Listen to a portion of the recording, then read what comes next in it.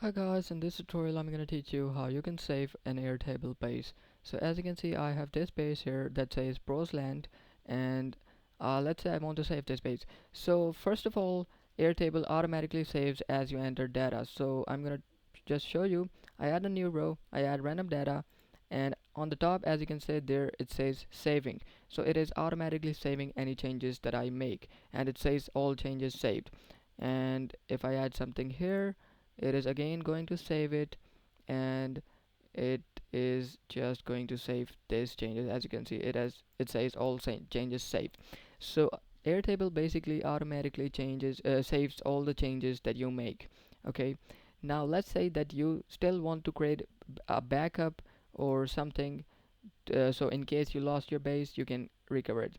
To do that, you just have to press this arrow right next to your base name. You select these three dots and then you press duplicate base.